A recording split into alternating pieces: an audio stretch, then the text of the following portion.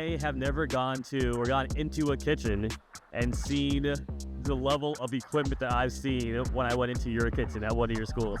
Cities and schools that need that boost in the cafeteria space because there's either drab or it's white. It's just not inviting space. Yeah, institutional. So to make it more modern, popular, fun, more of a restaurant, Starbucks type feel.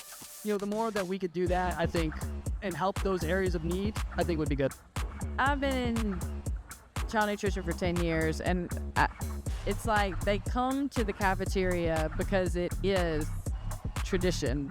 We're going to feed kids no matter what. Regulations are going to come down. We're going to feed kids. We're going to tackle that challenge every single day. What's up, everybody? Thank you all so much for being here. This is absolutely it is our favorite event that we do all year because we love celebrating all of you guys. You guys bust your butts all year long, and this is our opportunity to say thank you, to have a great time, break bread, dance, and just celebrate, right? So first of all, let me thank our sponsors for making this happen because this would not happen if it were not for our sponsors. You can see them all around the TVs and up behind me. We have photo booths all over the place. So sponsors, thank you so much. But I also want to thank my team because I actually didn't have much to do with this. And they threw this whole thing together. And if it weren't for my team, I would not be up here right now. So thank you to the NxtGen team. All right, so we are going to start off the night with a quick talk show because, we all like to talk and tell stories and share inspiration and innovation. And I have some of the most innovative, inspirational people I know joining me on stage today. So let me go ahead and welcome our sponsor for the talk show or for the podcast, and that is Connor Doyle. Come on up, Connor, from AmTab.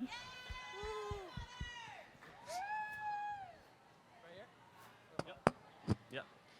And then now we have Alex Hallmark from DeSoto.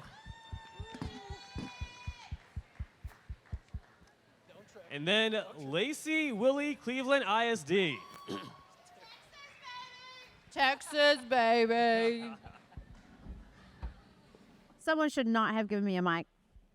You have the mic for a reason, believe me. All right, so let's go ahead and do some brief introductions. We'll go down from Connor back to Lacey, then Alex. So let everybody know who you are, what you do, why you love what you do, and all those good things. Yeah, sure. So my name's Connor. I've been with AmTab for 6 years, handle all the marketing. Just love, everything we do from a furniture and signage standpoint and, the impact we're able to combine with the great and delicious meals. It makes it all worth it when you see that all that stuff come together. So, Connor, where's your cowboy hat? It's hard to compete when you have a great cowboy hat with you, so I bowed out of that race. All right, fair enough. Yes. Lacey? Good evening, everyone. I'm Lacey Willie. I am from Cleveland ISD, which is Cleveland, Texas, not Cleveland, Ohio, but holler for Ohio. Yes, still. I am the current outgoing president for our Texas Association, and I'm super happy to be here representing Texas. And I love all the hats. I mean, the pink, hot, blinking hats are amazing. And I'm an RD. I started my career in the hospital food service industry, but I couldn't get to child nutrition fast enough. I was looking for something that had a better work-life balance, and I have never looked back. It's a passion. I know that every single one of you have a heart, and this is a great place to be. Well, shout out Wild Mike's for the hats because that's all them. Alex. Alex Hallmark from Mississippi. So North Mississippi, DeSoto County. Yeah, and I'm just glad to be here. We are glad to have you here, and I'm really excited to have both of you on here, Alex and Lacey, because when we first started the podcast, you were two of the first episodes that I ever did. So season 1, and you guys are back, and I appreciate you guys for coming back. Yes. Yeah. Welcome. Yeah, happy to be here. Yeah, so let's talk about innovation. Like, are you guys doing anything in your districts right now that you would consider innovative, that's been successful, that you could share with the group? I can start, Alex. So in our district in Cleveland ISD, I have partnered with Fork Farms. It's a hydroponic garden in-house, indoor, super easy. And I have built relationships with each of our K-12 from elementary, middle, and high school. And we are doing a program that starts actually in this school year, 25-26. And the teachers, I have science curriculum that is doing it in elementary school to grow the hydroponic farms, whatever they're doing. And then we come in and do nutrition education. We also do incorporating what the students grow onto the lines.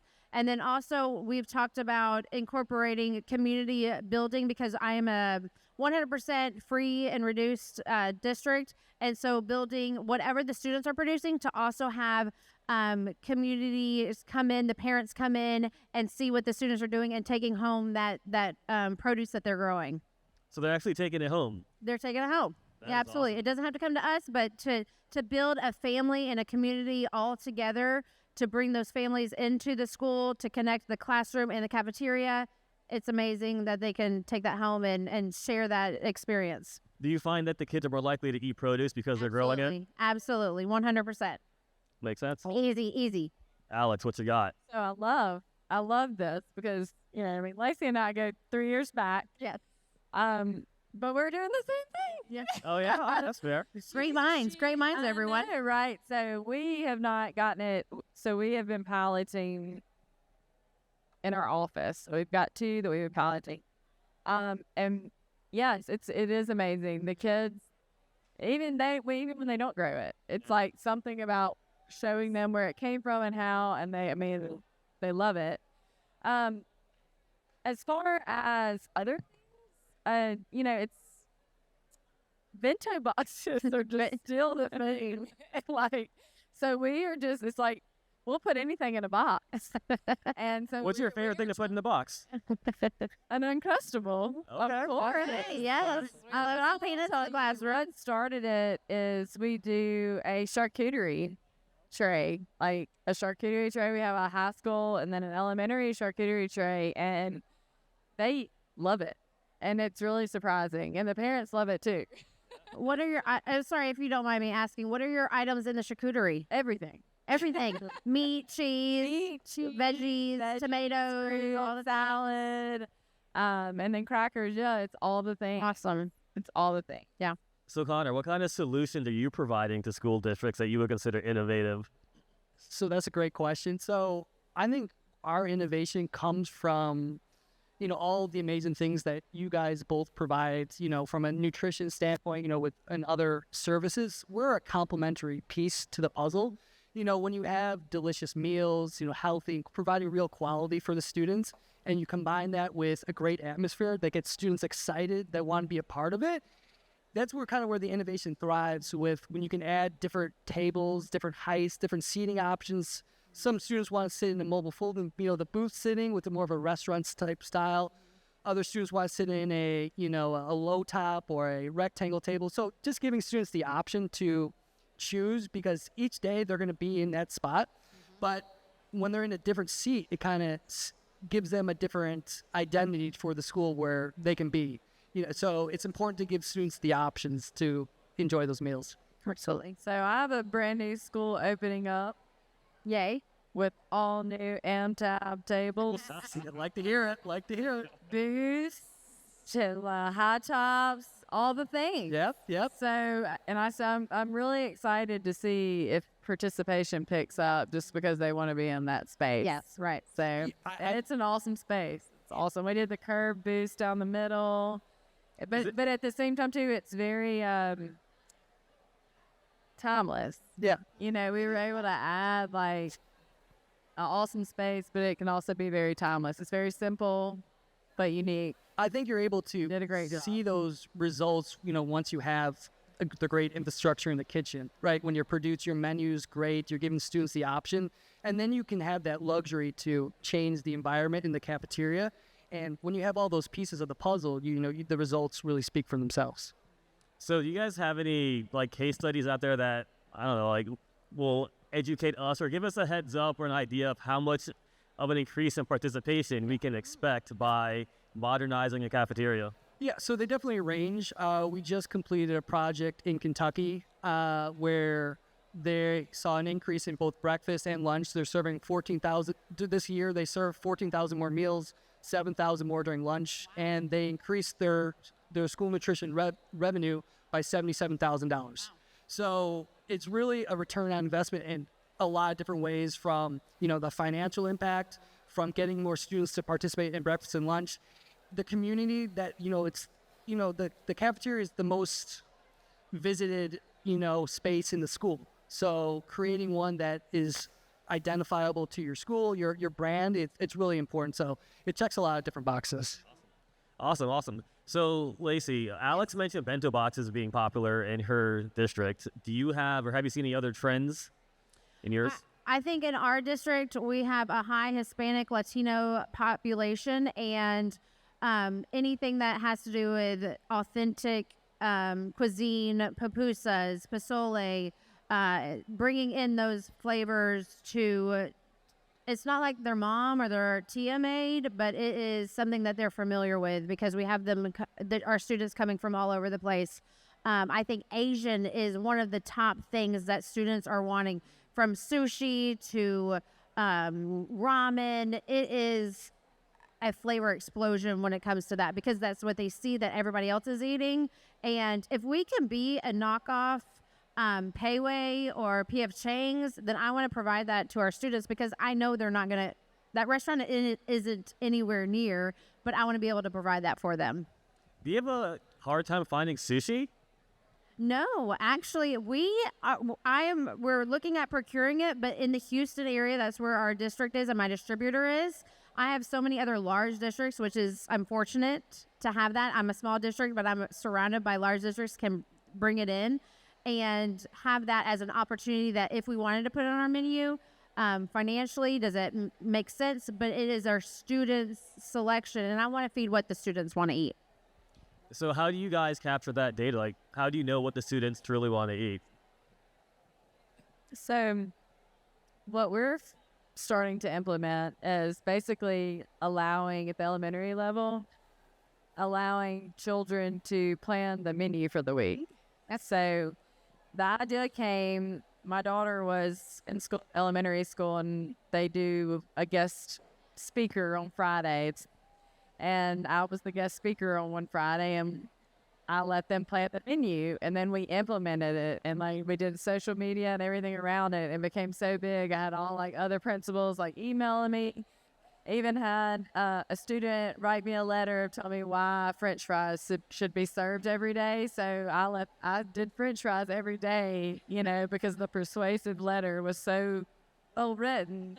And so I was just like, this is great. Like it gets the kids involved, and then they feel like, they're like, so-and-so's class planned this week's menu at this school. Like, and they're really proud of it. And I'll tell you, I was really surprised at what they planned. They put meatball sub and all the things, and I was like, what? Meatball sub on there? Like, I would have never chosen that as like a top recipe. So yeah, you just never know what the kids are going to choose. Connor, what would you put on your menu if you got to build one as a kid? Oh, menu. A lot of grilled cheeses. Grilled cheese. Can't go wrong with the grilled cheese. Pizza. Simple. I do have a question, though. What direction do you think school nutrition is heading as far from an innovation standpoint? There's Fork Farms. There's a lot of great charcuterie boards, menu. Do you guys see a direction or something that is going to be happening within school nutrition? Because you guys are always constantly innovating for the students from a meal standpoint, or what you can do from a nutrition education standpoint. Do you guys have any ideas of where that might be heading? My personal opinion probably is we're headed in, we're going to feed kids no matter what. Regulations are going to come down. We're going to feed kids.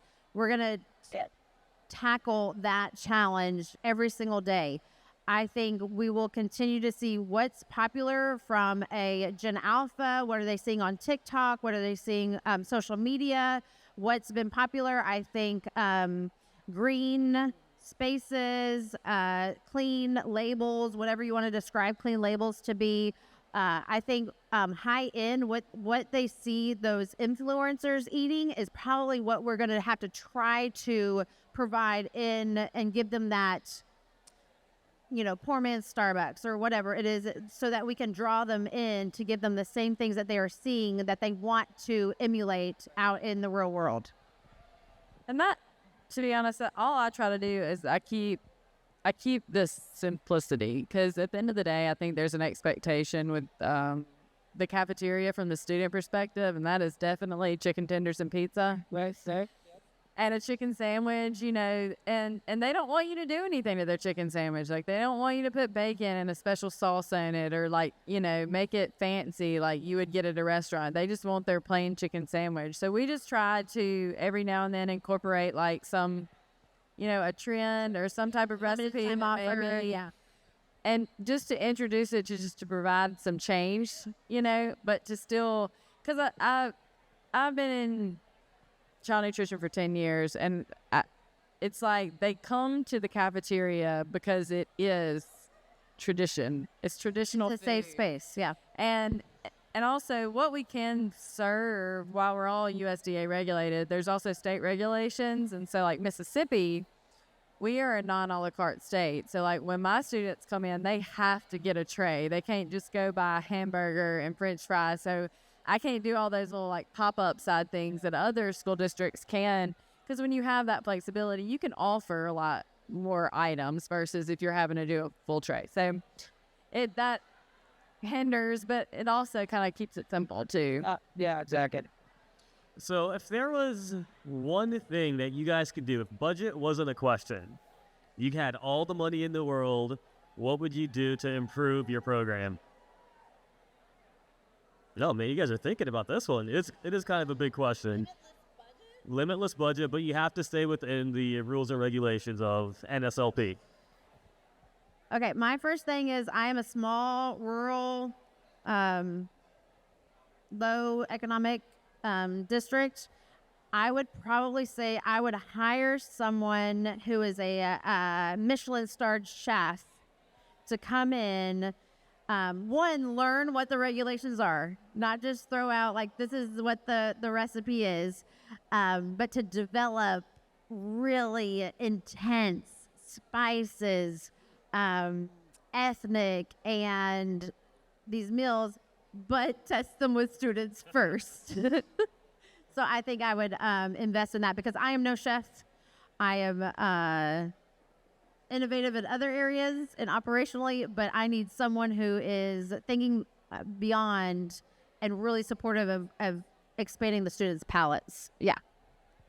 Oh, that's a good one. I like that. It's kind of a crazy idea, but I would almost love a traveling like food truck. But obviously you'd have to bring the food truck into the cafeteria, but have a group that opt in. I mean, I've got 41 schools, so they can only do it like 3 or 4 times a year, and it'd be a special thing like, oh, the food truck is here, and whatever special, LTO items they were doing would be from scratch, or we could feature like local farmers and just add that as a LTO for that day on that menu. And it wouldn't put a hindrance on my staff and their regular preparation, because it would be an outside coming in. But it would also add some excitement to the cafeteria. I think both of those things are very doable. So Absolutely. Connor, as a solution provider to school districts, what would you want to do if you could do anything? I mean, renovate all the cafeterias. that would be a good start. That'd be a good start. I mean, we do a lot with, we do a lot of different grants that we give back. So obviously incorporating that more into areas of high need that need the infrastructure, because there's a lot of, cities and schools that need that boost in the cafeteria space, because there's either drab or it's white. It's just not inviting. Institutional. Yeah, institutional. So to make it more modern, popular, fun, more of a restaurant, Starbucks type feel, the more that we could do that, I think, and help those areas of need, I think would be good. Cool. Absolutely. So, Alex, you mentioned you have all different types of seating going into your new school. Is there a reason why you picked a certain style of seating? Like, are you trying to go for that more restaurant look now, or a cafe look, or is it purely about feeding more kids quicker, giving them more chances to network and engage with each other and that sort of thing? So I've had different types of setups. And the one thing I'll say that I'm not a huge fan of is loose chairs. They don't ever tend to go back to where they are. And the booths that I've had in my cafeterias have been on the side, and they end up being places that administrators don't let kids sit because they can kind of hide. And so when we were designing it and the space that we had, I was like, I really would love it if we could fit the booth in the middle. That way it wouldn't be like a hiding spot, but it would be like a fun place. Yeah. And then I just do the regular rectangle tables, but then we had a lot of like wall space. And so we were able to add some like of the tables that have the stools that pull in and out instead of like, and that's going to be my first run on those. So I'm excited. Let us know how it goes. But the school is just so, it just looks so good. And then you brought those tables in there and it just all looks so good. I'm excited to hear about it. Students eat with their eyes, not only food, but the area and the space that they're in. So it's all added part of that. Yeah. Their eating experience. So, Lacey, do you have booths set up in your... No, I have no booths. I have traditional cafeteria tables and the round seats in every single one of my cafeterias and kitchens, or cafeterias. So I'm definitely looking to expand and change some of that because it does look so institutional. It's so regular and plain. And I do want to add some excitement, and I feel like that is something that would entice students and just give them a space that they feel comfortable. This is when they eat food in the cafeteria, it's the one time that they're not having to be on, and they can visit with their friends, and I want to give them that experience of enjoying their food, enjoying their friends, and that free time. Well, Connor can help you with that without changing out our furniture. You can add some graphics to the wall. Yep. Okay, all right. Make it a fun little space. So one thing I will say about your setup, Lacey, is I have never gone into a kitchen and seen the level of equipment that I've seen when I went into your kitchen at one of your schools. So in Cleveland, we do have wonderful kitchens. We have a recent builds. Within the last 3 years, we had 5 schools built, and we, with the bonds, we did everything. We have combis, we have convection ovens, we have steamers, we have tilt skillets, we have everything that you can imagine. Like, we are ready for scratch cooking and then some. So it's just a matter of training our staff up, seeing what we can do, creating our SOPs so that we can just elevate the whole school nutrition profile for our students. So I'm going to ask one more question to each of you. So what is wrong with the general perception of school meals today? Like, what do you hear and what is it actually?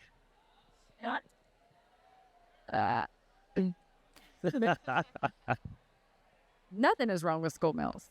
Absolutely. So school meals are fantastic. And I've gotten to experience, obviously, from a director standpoint, but also from a parent standpoint. So my 2 daughters are now in my school district. And I've gotten to watch my oldest over the last 2 years and my youngest this year, where we get up and we go to school and I'm over it, and I don't even have a menu in my kitchen. Like they go to school and they have no idea what's on the lunch menu. Right. Yeah. They just know they're eating school lunch. Yes. And they like it. They don't ever come home and say, Mom, lunch wasn't good today, or I didn't like lunch, or I want to bring my lunch tomorrow. They eat school lunch every day, and they've taught me a lot. They've taught me where, there were times in menu planning that I would tell my staff, you can swap out fruit. But what I've come to learn is kids are picky about their fruit. And if they look at a menu and they know mandarin oranges are in there, they want mandarin oranges, They don't want another fruit that day. So it's taught me kind of some other things that kids do, like pay attention to.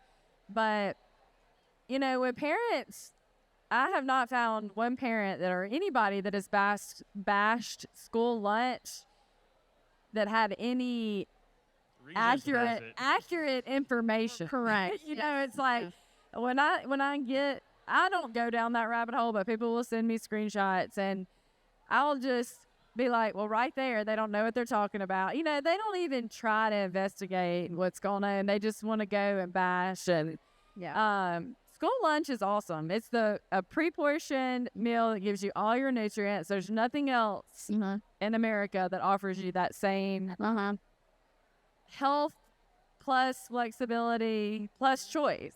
Yeah. And, you know, so really, there's nothing bad about it. Yeah. What about you, Lacey? Yeah, I used to say my kids are big and grown now, and they were always my guinea pigs for developing the menu. But when I was in the community and people knew what I did, I would always say, I'm a registered dietitian, and I can't even pack a lunch for my students that is so well balanced and provides the variety that the school lunch provides. I said, so I am 100% okay with my kids going every single day, being exposed to the things that we are innovating, roasted Brussels sprouts, jicama sticks, chopped beef. I mean, like all the things that we are doing and developing these recipes. I'm like, I'm not going to pack a lunch that day. So I know my students are being exposed. And the more they're exposed to the variety of things that we're offering, the more they're going to be able to eat all those nutrients throughout their life. So I think school nutrition is amazing. It's the best. You guys out there are wonderful operators, and I love you very much. My kids only eat vegetables at school. Your kids only eat vegetables? Only eat that. No, that's the only place they will eat okay. a vegetable. Like, So I can cook corn at home. I can cook green beans at home. They will not eat it, but they eat it at school. At school, they eat it. My so, oldest- I mean, it is impactful. You need that on the billboard, man. It's very hard. So my oldest son peer used to pressure. only eat hot dogs at home. That's all he wanted to eat. Never ate fruits, never ate vegetables, whatever. But for some reason, he had okra at school, and he fell in love with okra. It's the wildest thing. He would have never tried it at We've home. never tried it at home. Never. All right, Connor, what do you got? I mean, you just listen to these two, individuals here, and there's so much that they're great things they're doing inside the kitchen. Charcuterie boards, like that would not be a thing in schools like 5 years ago, like the different menu options with the spices. So I think the more that we continue to educate the audience as far as all the amazing meals that are being produced, like you just go on social media, you see the diversity from a meal standpoint, from district to district, from state to state. It's really impressive to see. So I think just the more that we get that word out there so that the audience, the parents can see all the amazing things that are being done, I think that was great because everything in the kitchen is phenomenal. It is. Marketing is everything. Oh, marketing is everything. Marketing and branding. I might know a thing or two about marketing and branding, and it is important. Well, hey, you guys, thank you so much for hanging out on Sage and Me today. You guys are some of my favorite people in the industry. Thank you Love you, so rushing it much. Love you all the time. guys.